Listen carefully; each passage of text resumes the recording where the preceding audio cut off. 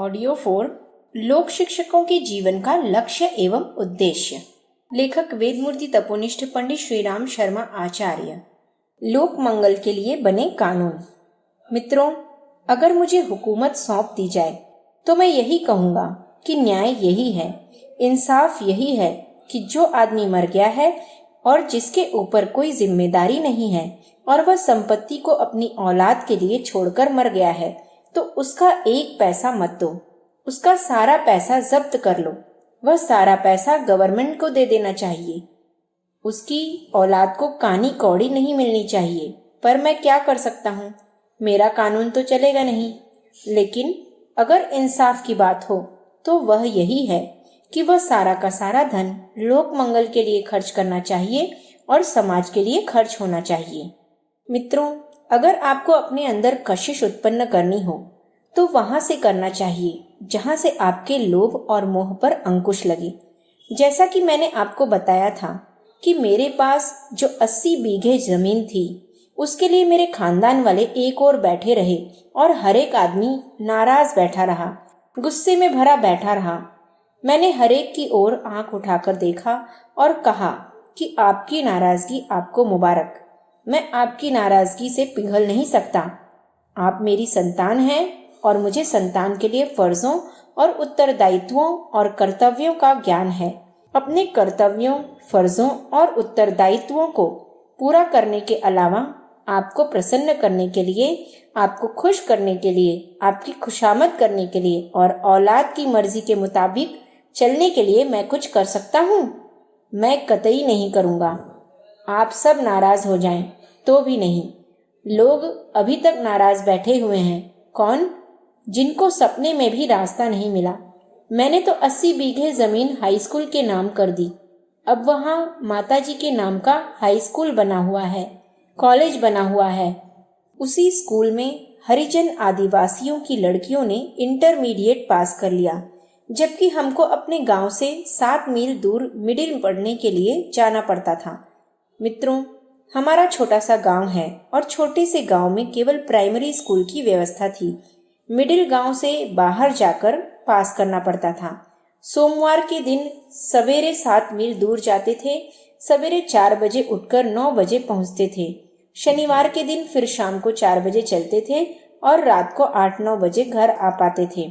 हमने सारी की सारी मिडिल की पढ़ाई वहां पढ़ी थी। हमारे गांव के सारे लोगों में से 2-5 लड़के ही थे जिन्होंने मिडिल तक शिक्षा पाई थी। बाकी सारे के सारे बच्चे प्राइमरी पढ़ने के बाद में स्कूल छोड़ गए थे। अब उसी गांव में मैट्रिक और इंटरमीडिएट कॉलेज है, जहां 50-60 बच्चियां तो हर साल मैट्रिक कर ही लेती हैं। लड़कों का तो कहना ही क्या। लड़कों में शायद ही कोई ऐसा बचा होगा जिसने मैट्रिक पास न कर लिया हो, बीए पास न कर लिया हो। अब तो कॉलेज की व्यवस्था हो रही है। शिक्षा का प्रसार न केवल आवश्यक है वरन अनिवार्य भी है। लोग अभी भी कहते हैं कि गुरुजी का अकेला बेटा नहीं है, वरन सारा गांव उनका बेटा है। उनकी अकेली बेटी नहीं है, वरन सारे गांव की बेटियां उनकी बेटियां हैं, जिनको पढ़ाने लिखाने आदि की सारी व्यवस्था करने का इंतजाम कर दिया। हमारा प्यार है इस परिवार का आधार। मित्रों, यह क्या है? यह लोभ और मोह है जो मैंने अपने छोटे से खानदान में से खींचा और छोटे से खानदान में से निकाला। मेरा वही मोह प्यार के रूप में बदलता हुआ चला गया। यह प्यार कितना बढ़ा आपने देखा नहीं? लड़कियां जब यहाँ से विदा होती हैं तो फूट फूट कर रोती हैं और 5-5 दिन 7-7 दिन तक हमको तंग करती हैं। लड़कियां आपस में हिल मिल कर बैठ जाती हैं और कहती हैं कि आपने हमको बेकार बुलाया, इससे तो अच्छा था कि आप हमको नहीं बुलाते। नहीं माताजी, आपको छोड़ने में हमको बड़ा कष्ट होता है। लड़कियां जाती हैं, उनके माँ बाप ले जाते हैं और हमको भेजना भी पड़ता है। जिंदगी भर सारी लड़कियों को हम कैसे रखेंगे? उनको घर जाना चाहिए और दूसरा काम करना चाहिए। वही लड़कियां यहाँ बैठी रहेंगी तो नई कहाँ से आएंगी? हमारे पास इतनी जगह कहाँ है, इसलिए हम उनको विदा कर देते हैं। मित्रों, जब उनकी विदाई होती है तो उनकी आंखों में किस तरीके से आंसू निकलते हैं, जैसे सगी बेटियां रोती हैं। उसी तरीके से विदा होती कि लड़कियां रोती हैं। कितनी कशिश है मित्रों। लाखों मनुष्यों से हमारा मोह जुड़ा हुआ है और हमारा प्यार जुड़ा हुआ है। मोह और कशिश के बंधनों से हमने आपको बांध रखा है। हमारे पास और कोई चीज नहीं है, विद्या हमारे पास नहीं है। हम आपकी मनोकामना पूर्ण करने में समर्थ कहाँ हुए? आपकी कठिनाइयों को दूर करने में, आपको वरदान और आशीर्वाद देने में कहाँ समर्थ हो सके? आपकी दिक्कतें जहाँ की तहाँ हैं और आपकी कठिनाइयाँ जहाँ की तहाँ हैं। हमारा वरदान आपके क्या काम आया? क्या आप वरदान की वजह से आए हैं? वरदान की वजह से आप नहीं आए। क्यों आते हैं आप? आप हमारे प्यार की कशिश से खींचे हुए चले आते हैं। मित्रों, प्यार की यह कशिश आप पैदा कर सकते हैं। हाँ, आप पैदा कर सकते हैं। शर्त केवल यह है कि आपका जो प्यार है वह छोटे से खानदान के बंधनों में इस कदर जकड़ा हुआ पड़ा है जिसने आपकी मशक को बांध दिया है। आप उस दायरे में से निकलिए और उसको आगे बढ़ाना शुरू कीजिए। फिर देखिए कि आपको किस तरह का प्यार मिलता है, किस तरह की कशिश आपके भीतर पैदा होती है। जहाँ कहीं भी आप जाते हैं, लोग आपके पीछे पीछे लगे हुए चलेंगे और आगे आगे लगे हुए चलेंगे। मित्रों, आपको लोगों का मन बदलना है। असल में आपको उनके दिमाग को नहीं बदलना है। दिमाग को बदलने का काम तो हमने कितने वर्ष से कर लिया। अखंड ज्योति में हमने कितने लेख छापे हैं और युग निर्माण योजना में लेख छापे हैं और कितनी पुस्तकें छापी हैं। हमसे ऐसी कौन सी बात बची है जो हमने छापी नहीं है? हमसे पहले रामायण वाले ने भी छाप दी थी, गीता वाले ने उससे भी पहले छाप दी थी और भागवत वाले ने उससे भी पहले छाप दी थी। वो सारी की सारी नसीहतें और शिक्षाएं जिनको आप वाणी के द्वारा देने के लिए चले हैं, मित्रों, उसमें कानों को आनंद आ जाएगा, आंखों को आनंद आ जाएगा और आपको जानकारियां मिल जाएंगी। हमारा दिमाग कहाँ खराब हुआ है? हमारा तो ईमान खराब हुआ है। हम आज भी आदमी के ईमान को बदलना चाहते हैं। दिमाग को हम कब बदलना चाहते हैं? आप किसी से भी मालूम कर लीजिए। दिमाग तो बड़ा चालाक है। आप जैसा निषेध करने को तैयार हैं, वह इससे भी ज्यादा निषेध करने को तैयार है। उसे नसीहतों की जरूरत नहीं है, शिक्षाओं की जरूरत नहीं है, प्रवचनों की जरूरत नहीं है, वरन उन तत्वों की जरूरत है जो आदमी को प्रभावित कर सकते हैं, आदमी के ऊपर बल डाल सकते हैं और आदमी के ऊपर जोर डाल सकते हैं।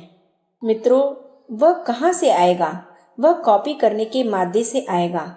मनुष्य के अंदर एक विशेषता भरी पड़ी है, वह दूसरे आदमियों की नकल करना जानता है। वेश्या अपनी जिंदगी में सैकड़ों हजारों भड़ुए पैदा कर देती हैं। क्यों पैदा कर देती हैं? इसलिए पैदा कर देती हैं कि उसका जो विचार है वही उसकी क्रिया भी है। उसके विचार और क्रिया दोनों मिले हुए हैं। वह जो भी गंदा या अच्छा विचार करती है, क्रिया भी उसी के अनुरूप करती है। विचार और क्रिया दोनों के सम्मिश्रण का परिणाम यह होता है कि वह अपनी जिंदगी में 100 भड़ुए पैदा कर लेती है। जुआरी अपनी जिंदगी में 100 जुआरी पैदा कर लेता है। शराबी अपनी जिंदगी में 100 शराबी पैदा कर लेता है। लेकिन एक भगत और एक पंडित और एक गुरु और एक ज्ञानी 100 भगत और 100 ज्ञानी पैदा नहीं कर सकता। क्या वजह है? आपने कभी देखा या विचार किया? उसकी एक ही वजह है कि वे ज्ञानी, गुरु और पंडित केवल दिमाग और जबान तक ही अध्यात्म को सीमित रखते हैं। जीवन में उसे प्रवेश नहीं करने देते, हृदय में प्रवेश नहीं करने देते, क्रिया में प्रवेश नहीं करने देते। अंतःकरण में आने दें अध्यात्म को। मित्रों, ये कहते हैं कि अगर अध्यात्म हमारे हृदय में प्रवेश कर गया तो मुश्किल खड़ी हो जाएगी, तो और मेरे लोभ और एवं मोह में दिक्कत आ जाएगी। इसलिए हम इन दोनों चीजों को जबान की नोक तक सीमित रखेंगे। जबान की नोक से गीता का पाठ करेंगे, रामायण का पाठ करेंगे, जबान की नोक से उपदेश करेंगे, बस। इसे हम केवल कान तक सीमित रखेंगे। हम भागवत सुनेंगे, सत्संग सुनेंगे और कथा कीर्तन सुनेंगे, बस। इससे आगे नहीं। बस दिमाग में जानकारियां जमा करेंगे। फलाने स्वामी जी ने कौन से वेद का भाषण किया था और उसके बारे में क्या कहा था, उसका मंत्र क्या होता है, ब्रह्म क्या होता है, जीव क्या होता है, नहीं साहब, हम दिमाग का शिक्षण करेंगे। मित्रों, यह दिमाग की कोई शक्ति नहीं है, यह कानों की कोई शक्ति नहीं है और आंखों की कोई शक्ति नहीं है। शक्ति जो रहती है वह अंतःकरण में रहती है और आपको अपने अंतःकरण में अध्यात्म को प्रवेश कराना पड़ेगा। वानप्रस्थ जीवन का यही उद्देश्य है और यही शिक्षण है। मित्रों, आपकी दिशाएं हमने यहाँ से बना दी हैं, लक्ष्य हमने यहाँ से बना दिया है। हम कुछ कह नहीं सकते कि आप इसको कब तक पूरा करने में समर्थ होंगे। हमें नहीं मालूम है कि आपकी परिस्थितियाँ क्या हैं, आपके पारिवारिक उत्तरदायित्व क्या हैं और आपकी जिम्मेदारियाँ क्या हैं। उनको हम छुड़ाना नहीं चाहते और आपको मजबूर करना नहीं चाहते। हम यह चाहते हैं कि आप यहाँ से वैरागी होकर जाएं, आप मन से वैरागी हो जाएं।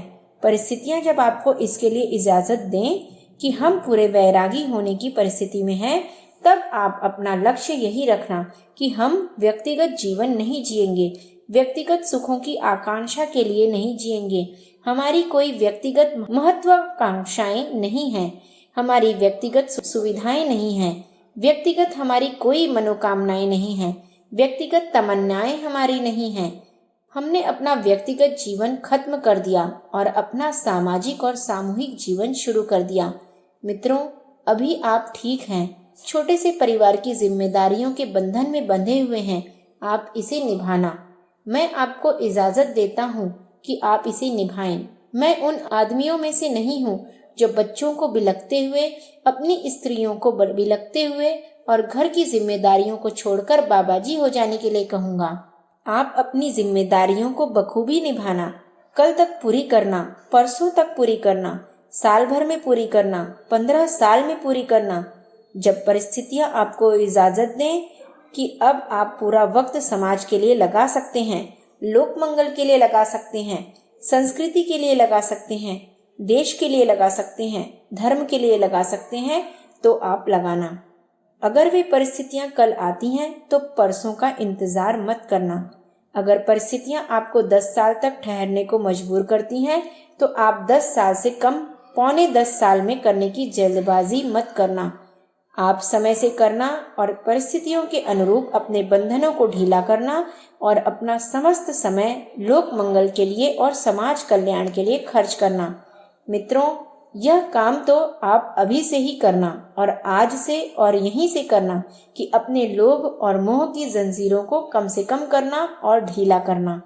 इन्हीं ने आपको कषाय और कल्मशों के बंधनों में बांध कर रखा है। इन्हीं ने आपके प्रभाव डालने की शक्ति को, आपके वर्चस्व को और आपके आत्मबल को अवरुद्ध करके रखा है। लोभ और पाप की जड़ यही है। संसार में जितने भी लोभ और पाप दिखाई पड़ते हैं, जितने भी अनाचार और बंधन दिखाई पड़ते हैं, वे इन दोनों के ही पैदा किए हुए हैं, तीसरे के पैदा किए हुए नहीं हैं। जीवन को तपमय बनाएं, ज्ञानमय बनाएं। मित्रों, लोभ और मोह, इन दोनों की जड़ें आप अपनी मनोभूमि से काटना और इनके विरुद्ध रोज जद्दोजहद करना, रोज आत्म परीक्षण करना, रोज अपनी समीक्षा करना, रोज अपने आप से सवाल पूछना कि अपने लोभ और मोह के लिए कोई अनावश्यक शक्तियां तो खर्च नहीं होती।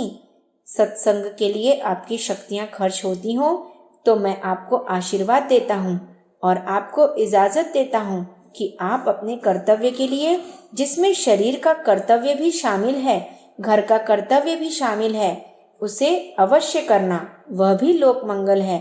लेकिन जो आपकी शक्तियाँ, जिनमें आपके दिमाग की शक्ति है, अक्ल की शक्ति है, आपके मन की शक्ति है और प्रभाव की शक्ति है, अगर वह धन के लिए और लोभ के लिए खर्च होती है तो आप जितनी जल्दी हो सके और जितनी मुस्तैदी से संभव हो सके और जितनी हिम्मत के साथ हो सके उनको ढीला करना और काटना।